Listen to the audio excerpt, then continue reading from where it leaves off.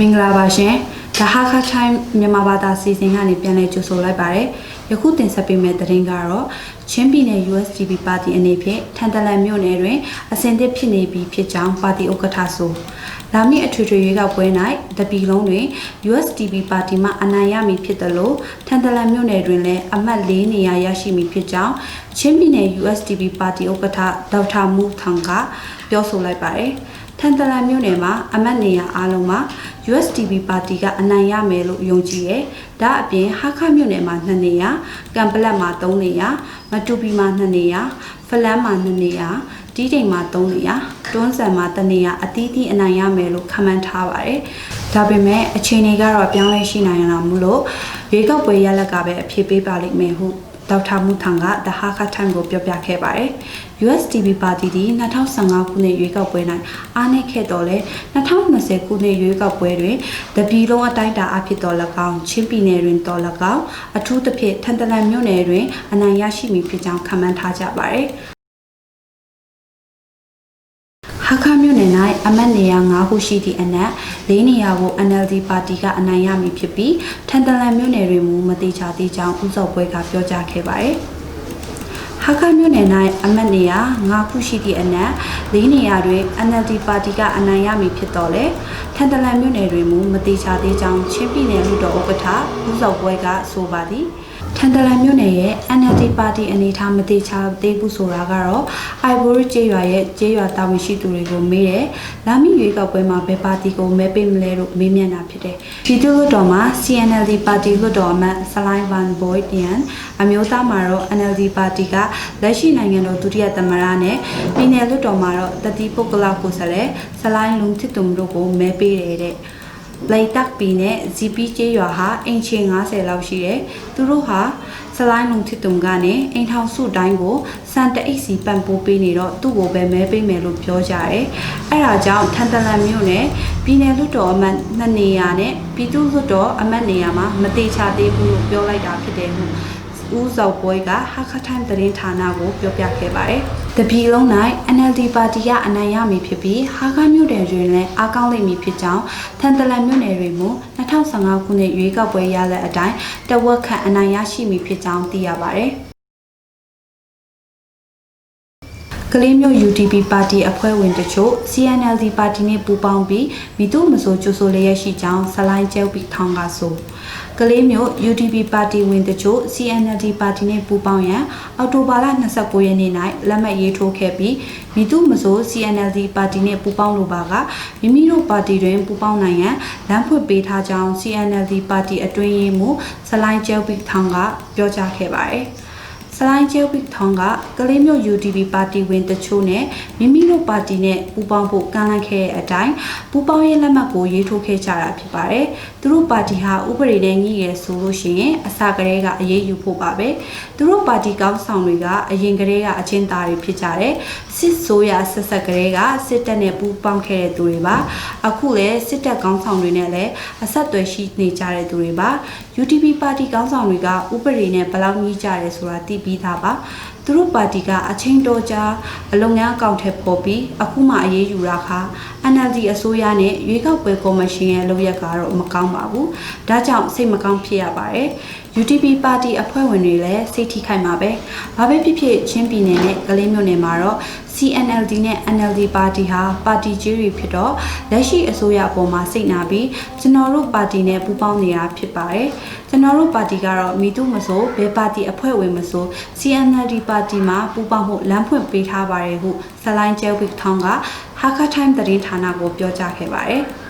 ဟာခါနဲ့ထန်တလန်မြို့နယ်ရှိ UDP ပါတီအဖွဲ့ဝင်များသည်မီဒီပါတီတွင်ပူးပေါင်းရမည်ကိုမတိချသေးကြောင်းသိရပါတယ်။ UDP ပါတီသည်လာမည့်ရွေးကောက်ပွဲတွင်ဝင်ရောက်ရှင်ပြိုင်ပြီးအမတ်လောင်း1132ဦးရှိပြီးတပြည်လုံးတွင်ဝင်ပြိုင်ပြီးအမတ်နေရာဒုတိယအများဆုံးပါတီတစ်ခုလည်းဖြစ်ပါတယ်။ပြည်ထောင်စုရွေးကောက်ပွဲကော်မရှင်က UDP ပါတီကိုအောက်တိုဘာလ18ရက်နေ့တွင်ဖျက်သိမ်းလိုက်ပါတယ်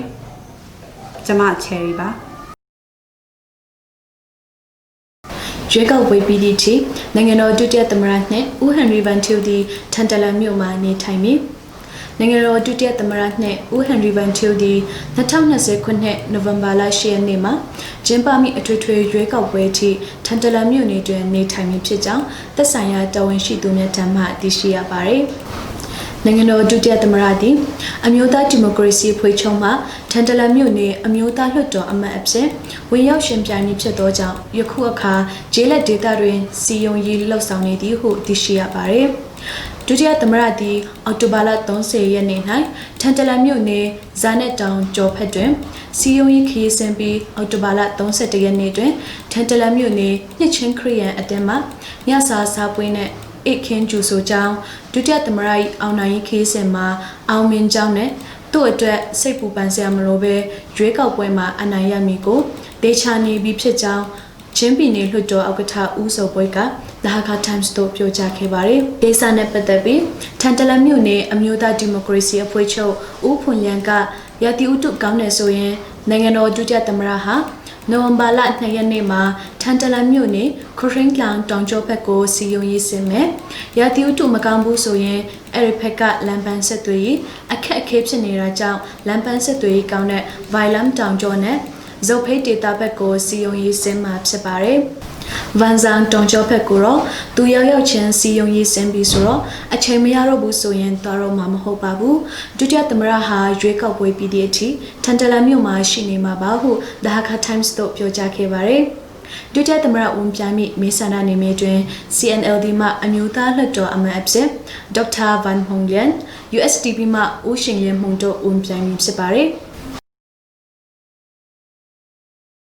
Hakha ပြည်သူ့စေယုံတွင် COVID-19 ရောဂါသည်တဦးသာကျန်ရှိနေသည်ဟုသိရှိရပါသည်။ Hakha ပြည်သူ့စေယုံတွင် COVID-19 ရောဂါပိုးတွေ့ရှိသူ9ဦးရှိသည့်အနက်6ဦးဟာစေယုံမှဆင်းခွင့်ပေးပြီးတဦးသာကျန်ရှိနေသည်ဟုသိရှိရပါသည်။ Hakha ပြည်သူ့စေယုံအုပ်ဒေါက်တာမန်ဗျကွန်ကယခုလောလောဆယ် Hakha စေယုံမှာ COVID-19 ရောဂါပိုးတွေ့ရှိသူတဦးသာကျန်တော့တယ်။သူဟာရကုံကနေပြန်လာပြီးHakhaတက္ကသိုလ်တွင် quarantine ဝင်ချသူဖြစ်ပါတယ်။အောက်တိုဘာလ30ရက်နေ့မှာလဲ COVID-19 ရောဂါပိုးတွေ့ရှိသူ3ဦးကိုလည်းဆေးရုံကနေဆင်းခွင့်ပေးလိုက်ပါပြီဟု The Hakha Times သတင်းဌာနတို့ပြောကြားခဲ့ပါတယ်။ခုအခါHakhaမြို့ပေါ်တွင် quarantine ဝင်ချသူ53ဦးရှိပြီးHakhaတက္ကသိုလ်တွင်32ဦး GTI ကျောင်းတွင်20ဦးနဲ့နတလကျောင်းတွင်1ဦးရှိကြောင်းသိရှိရပါတယ်။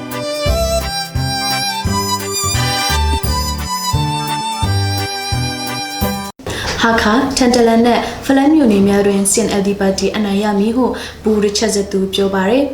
လာမည့်နိုဝင်ဘာလ10ရက်နေ့၌ကျင်းပပြုလုပ်မည်အထွေထွေရွေးကောက်ပွဲတွင်Hakha ထန်တလန်နဲ့ဖလန်းမြို့နယ်များတွင်ချင်းအမျိုးသားဒီမိုကရေစီအဖွဲ့ပါတီ CNLD အားကောင်းမည်ဖြစ်ကြောင်းနိုင်ငံရေးသုံးသပ်သူစာရေးဆရာလေးဖြစ်သူဘူရချက်စသူကသုံးသပ်ထားပါရယ်ကျွန်တော်အထင်ကတော့ NLD ကချင်းတလုံးမဟုတ်ပါဘူးပြောင်းလဲချင်တန်ပြီလို့ကြွေးကြော်တော့ချင်းပါရီတွေလည်းမေးပေးခဲ့တယ်ဘာမှမလုပ်နိုင်ပါဘူး2008ဖွဲ့စည်းပုံကိုလည်းမပြင်နိုင်ဘူးမပြင်နိုင်ဘူးဆိုတာထက်မပြင်ချင်တာဖြစ်တယ်လို့မြင်တယ်ထို့အပြင်ဘယ်သူမဆိုဥပဒေအထက်မှာမရှိရဘူးဥပဒေချိုးဖောက်သူတွေကိုအရေးယူမယ်လို့ပြောကြပါတယ်အပြစ်မရှိတဲ့သူတွေကိုလည်းဖမ်းကြတယ်လွယ်လွယ်ခွင့်ကိုပိတ်ပင်တယ်လို့ဖြစ်နေတယ်မီဒီယာဟာစတိုထမိုင်းနိုင်လို့ဆိုပေမဲ့ဖန်နာစီရာတွေလုပ်ပြီးလွတ်လပ်ခွင့်မရှိဘူးဟုအော်တိုဘာလ30ရက်နေ့ Hakha Times နဲ့ Zoom meeting မှာတက်ဆင်ဘူရချက်စသူကဆိုပါရယ် Hakha ထန်တလန်နဲ့ဖလန်းမြို့နယ်များ၌ CNLD အားကောင်းနေဟုပြောကြားခဲ့သည့်အပေါ် CNLD ပါတီကနေရွေးကောက်ပွဲအောင်နိုင်ရေးမှာတာဝန်ပေးတဲ့ပုဂ္ဂိုလ်တွေရွေးချယ်မှုကအားရစရာဖြစ်တယ်သူများတွေကလည်း CNLD ရဲ့အောင်နိုင်ရေးတာဝန်တွေရဲ့လောက်ဆောင်ချက်တွေကိုအတူဖိုးကြတယ်ကျွန်တော်သဘောကျတာကချင်းတို့အရေးပြန်ယူဖို့ဆိုတာဟာပါပဲယူနိုင်မယူနိုင်တာကတော့တပိုင်းအဲ့ဒါကတော်တော်ကောင်းတယ်ပြင်လုံးမှာချုပ်ဆိုတဲ့အခွင့်အရေးကိုဆုံးရှုံးခဲ့တယ်ချင်းအမျိုးသားတက်ဦးတွေငင်းချမ်းရေးယူပြီးပြည်တွင်းမှာဝင်ရောက်လာတဲ့အခါဒေါက်တာဆွေခါကပြောပါတယ်အစိုးရစီမှာဘာမှတောင်းဆရာမရှိပါဘူးချင်းတို့အရေးဆုံးရှုံးခဲ့တာကိုပြန်ရဖို့ပဲလို့ပြောခဲ့ရဲဟုဘူရချက်ဇတူကဆိုပါတယ်ကျွန်တော်ကရေးထားတာရှိပါတယ်မကွေစကိုင်းနေဆက်ဆုံးရှုံးနေတဲ့ပြဿနာဖြစ်ပါတယ် NLD အစိုးရကဖြေရှင်းပေးနိုင်မယ်လို့ထင်ထားပေမဲ့သူတို့ကိုယ်တိုင်ကနေချေလာတယ်အဲ့ဒါကိုစိတ်မကောင်းဖြစ်မိပါတယ်ဒီလိုဆုံးရှုံးနေတဲ့ဟာကိုယခု CNLD ပါတီကပြန်ပေါ်လာတော့အဲ့ဒါကောင်းတဲ့လက္ခဏာဖြစ်တယ်မိမိတို့နေမီကိုတ လက်မကိုတော့ဆုံးရှုံးမခံချင်ပါဘူးဒါအပြင်ယခုကလေးမျိုးတက္ကသိုလ်ဟာ The Working People သတင်းစာမှာတာဝန်ထမ်းဆောင်တော့မှာလောက်ဆောင်တာဖြစ်တော့ Chin State College လို့ရေးသားဖော်ပြခဲ့တယ်တကယ်ဖွင့်ပွဲလို့တော့စကိုင်းတိုင်းကလေးမျိုးတက္ကသိုလ်လို့ဖော်ပြခဲ့တယ်ဒါဟာတော်တော်စိတ်ထိခိုက်စရာဖြစ်ပါတယ်နေဆက်ပြဿနာတွေကိုယခု CNLD ကနေပြန်လည်အသက်ဝင်ဖို့လုပ်တဲ့အခါဟာခါထန်တလန်နဲ့ဖလန်မြို့နယ်မှာ CNLD ပါတီနိုင်မှာပါဟုဘူရစ်ချက်ဇတူကထပ်မံပြောကြားခဲ့ပါတယ်Hakha Times မြန်မာဘာသာအစီအစဉ်ကိုဒီလောက်နဲ့ပဲအဆုံးသတ်သွားပါမယ်။ကိုစိတ်နှပြကျမ်းမာချမ်းသာကြပါစေရှင်။ကျွန်မ Elizabeth ပါ။